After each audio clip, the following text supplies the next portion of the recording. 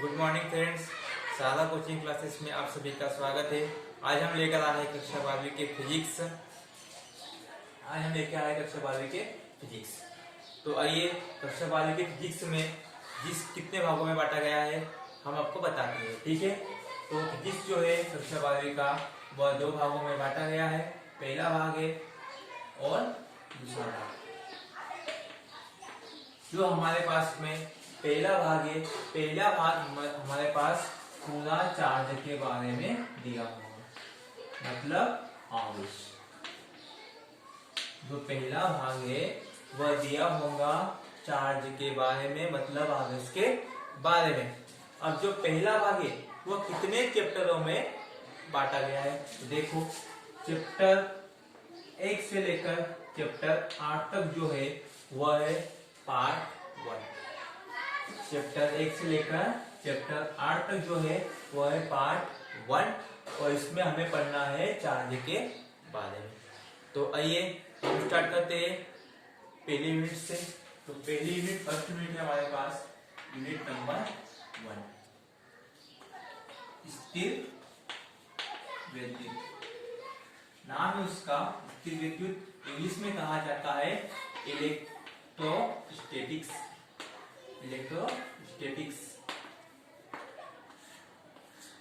है ना। तो इलेक्ट्रोस्टैटिक का मतलब क्या होता है, देखिए इलेक्ट्रो का मतलब होता है चार्ज, और स्टैटिक का मतलब होता है एट रेस्ट। ठीक है। अब देखो चार्ज मतलब होता है आवेश और रेस्ट मतलब होता है रुकना, ठीक है। तो इस दोनों का मतलब हुआ कि इसमें जो है चार्ज क्या रहेगा, रुका हुआ रहेगा। इलेक्ट्रोस्टैटिक का मतलब होता है चार्ज रुका हुआ, इसलिए उसका नाम क्या है, स्थिर विद्युत। ठीक है, समझ में आया। अब हम ज्यादा टाइम वेस्ट न करते हुए सीधा स्टार्ट करते हैं हमारा चैप्टर नंबर 1। जो हमारे पास यूनिट नंबर 1 है वो होगा चैप्टर 1 और चैप्टर 2। ठीक है, इन दो चैप्टर से मिलकर बना हमारे पास में यूनिट नंबर 1। तो आइए हम स्टार्ट करते हैं चैप्टर नंबर 1। उसमें जो पहला मुख्य टॉपिक है आवेश। क्या है, आवेश। आवेश को इंग्लिश में कहा जाता है चार्ज। क्या कहते हैं, चार्ज।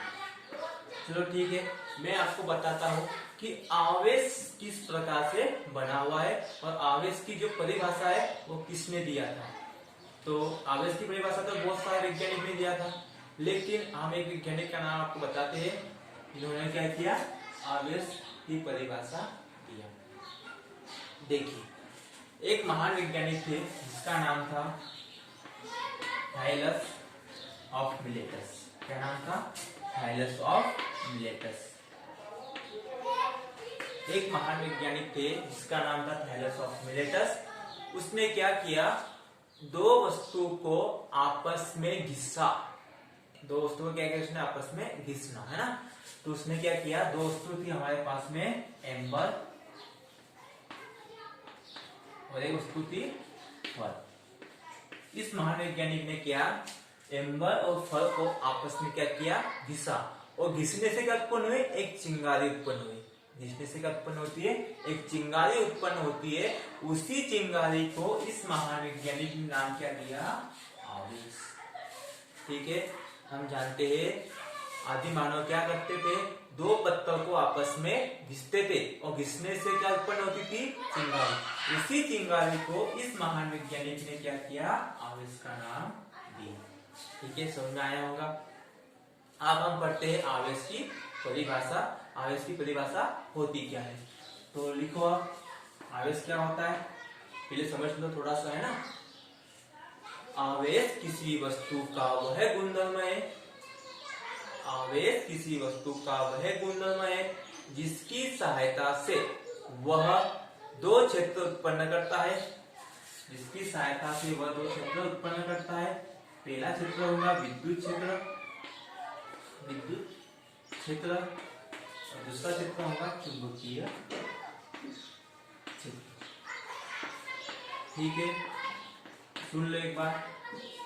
आवेश किसी वस्तु का वह गुणधर्म है जिसकी सहायता से वह विद्युत क्षेत्र, चुंबकीय क्षेत्र को उत्पन्न करता है तथा उनका अनुभव भी करता है। एक बार फिर से नोट कर लो, परिभाषा लिखो आप।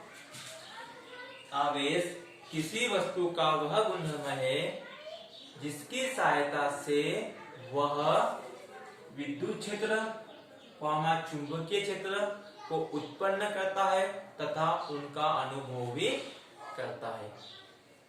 ठीक है, इसकी परिभाषा हो गई। अब देखो अनुभव किस प्रकार से करता है।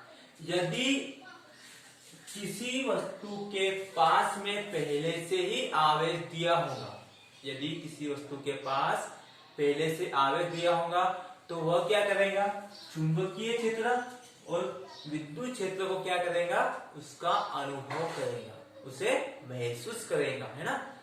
ठीक है, अब आते हैं हम, अगला टॉपिक है हमारे पास आवेश की संकल्पना। आवेश की संकल्पना मतलब इंग्लिश में बोलते हैं concept of charge. Concept of charge होता क्या है, ये हम जानते हैं। देखो हमने पहले पढ़ा है सोडियम के बारे में, है ना। हमने पहले पढ़ा है सोडियम के बारे में, और सोडियम का परमाणु क्रमांक कितना होता है, 11। सोडियम का परमाणु क्रमांक कितना होता है, 11 होता है, ये हम जानते हैं ना। अब आइए इसका इलेक्ट्रॉनिक विन्यास क्या होता है, 2, 8 और 1। इसका इलेक्ट्रॉनिक विन्यास होता है 2, 8 और 1। ठीक है, साथ में इलेक्ट्रॉन की संख्या कितनी इसमें, 11 होती है। प्रोटॉन की संख्या कितनी होती है, 11 होती है। ठीक है, इस कंडीशन में अब हम जानते हैं कि सोडियम के पास एक इलेक्ट्रॉन अयुग्मित है। सोडियम के पास क्या है, एक इलेक्ट्रॉन अयुग्मित है। वह अपनी अष्टक को पूर्ण करने के लिए एक तो इलेक्ट्रॉन को देगा या फिर इलेक्ट्रॉन को लेगा। हम जानते हैं कि जो सोडियम होता है वो क्या करता है, इलेक्ट्रॉन देना पसंद करता है, इसलिए क्या करेगा सोडियम, अपना एक इलेक्ट्रॉन किसी अन्य को दे देगा। तो आइए देखते हैं आगे, ठीक है ना। तो सोडियम ने अपना एक इलेक्ट्रॉन दिया, तो उसके बाद कितने बचे, 10, है ना। कितने बचे, 10। तो आइए यहाँ पर क्या हो गया, इलेक्ट्रॉन की संख्या कितनी हो गई इसके पास, 10 हो गए, और प्रोटॉन की संख्या कितनी हो गई, 11 हो गई। तो इसमें क्या हुआ कि सोडियम ने अपना एक इलेक्ट्रॉन किसी को दान दे दिया, और उसके पास में इलेक्ट्रॉन की संख्या में क्या हो गई, कमी हो गई। जब इलेक्ट्रॉन की संख्या में कमी होगी तो उस देने वाले पर आवेश आएगा प्लस का। क्या आएगा, प्लस का आवेश आएगा। तो हमने इसमें क्या पढ़ा, मुख्यतः धनावेश पढ़ा। क्या पढ़ा, धनावेश। क्या पढ़ा, धनावेश। धनावेश कब होता है, जब कोई अपना इलेक्ट्रॉन का त्याग कर दे। इलेक्ट्रॉन का त्याग क्या कहलाता है हमारे पास में, धनावेश। जब कोई अपना इलेक्ट्रॉन का त्याग करता है तब उस पे क्या उत्पन्न होता है, धनावेश उत्पन्न होता है। ठीक है, इसको ध्यान देना। अब एक बात और है अपने पास, एक होता है क्लोरीन। क्या होता है, क्लोरीन। क्लोरीन का परमाणु क्रमांक होता है 17। ठीक है, क्लोरीन का परमाणु क्रमांक कितना होता है, 17 होता है। इसका इलेक्ट्रॉनिक विन्यास, क्लोरीन का इलेक्ट्रॉनिक विन्यास जो है क्या होता है, 2, 8 और 7। और हम जानते हैं क्लोरीन के पास एक अयुग्मित कक्षक होता है। क्लोरीन के पास एक अयुग्मित ऑर्बिटल होता है। तो क्लोरीन उस ऑर्बिटल को पूर्ण करने के लिए क्या करता है, एक इलेक्ट्रॉन को लेता है। क्या करता है, एक इलेक्ट्रॉन को लेता है और अपना स्टेप को पूरा करता है। तो ये देखो यहाँ पर इस कंडीशन में क्लोरीन के पास इलेक्ट्रॉन संख्या कितना है, 17 है ना, और प्रोटॉन प्लस होता है तो कितना उसके बाद 17 है। ठीक है, अब उसने क्या किया है, यहाँ पर एक इलेक्ट्रॉन को उसने लिया। क्या किया उसने, एक इलेक्ट्रॉन को उसने लिया मतलब ग्रहण किया। तो ग्रहण करने के बाद में क्लोरीन के पास कितने इलेक्ट्रॉन हो गए, 18। कितने हो गए, 18 हो गए, है ना। अब इसमें क्या हुआ, इलेक्ट्रॉन की संख्या कितने हो गए, 18 हो गए, और प्रोटॉन की संख्या कितनी है उसके पास, 17 ही। जब इलेक्ट्रॉन की संख्या में वृद्धि होती है, जब इलेक्ट्रॉन की संख्या में वृद्धि होती है तब उस पे क्या होगा, माइनस आवेश उत्पन्न होता है। सुनिए बात एक बार, जब इलेक्ट्रॉन की संख्या में वृद्धि होती है तब क्या होता है, इस पर माइनस आवेश उत्पन्न होता है। तो हमने इसमें क्या किया, एक बात सीखा है हमने, ऋण आवेश। क्या सीखा है, ऋण आवेश। तो ऋण आवेश क्या होता है, इलेक्ट्रॉन का ग्रहण करना, इलेक्ट्रॉन को ग्रहण करना। जब हम इलेक्ट्रॉन को ग्रहण करेंगे या इलेक्ट्रॉन को लेंगे तब क्या मिलेगा हमें, आवेश, ऋण आवेश प्राप्त होता है। ठीक है, समझ में आया होगा। अब देखिए, जो हमारे पास में धनावेश है और जो हमारे पास में ऋण आवेश है वह किस पर निर्भर करता है, इलेक्ट्रॉन पर। किस पे करता है, इलेक्ट्रॉन पर। किस पे निर्भर करता है वो, इलेक्ट्रॉन पर। जब इलेक्ट्रॉन का त्याग होता है तब आवेश उत्पन्न होता है, धनावेश। जब इलेक्ट्रॉन का ग्रहण होता है तब उत्पन्न होता है ऋणावेश। ठीक है, समझ में आया होगा। तो आप परिभाषा लिखो, कॉन्सेप्ट ऑफ चार्ज की परिभाषा लिखो है ना। कॉन्सेप्ट ऑफ चार्ज, आवेश की संकल्पना, आवेश की संकल्पना इलेक्ट्रॉन के आधार पर दी जाती है। आवेश की संकल्पना इलेक्ट्रॉन के आधार पर दी जाती है। उसमें पहला पॉइंट लिखो, उसमें पहला पॉइंट लिखो, यदि किसी वस्तु में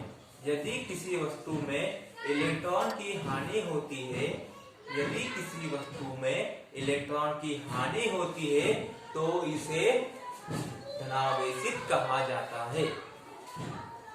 यदि किसी वस्तु में इलेक्ट्रॉन की हानि होती है तो उसे क्या कहा जाता है, धनावेशित कहा जाता है। सेकंड पॉइंट लिखो, यदि किसी वस्तु में इलेक्ट्रॉन की वृद्धि होती है, यदि किसी वस्तु में इलेक्ट्रॉन की वृद्धि होती है तो उसे ऋणावेशित कहा जाता है। ठीक है, नोट कर लिया आपने। नोट करने के बाद आप लिखना, कहां से लिखोगे, यहाँ से। ये पहले पॉइंट के लिए और ये था हमारे पास दूसरे पॉइंट के लिए। तो आपको समझ में आया होगा। यदि आपको समझ में आया है इस लेक्चर तो मेरे चैनल को सब्सक्राइब कीजिए, लाइक कीजिए और शेयर भी कीजिए। Thank you.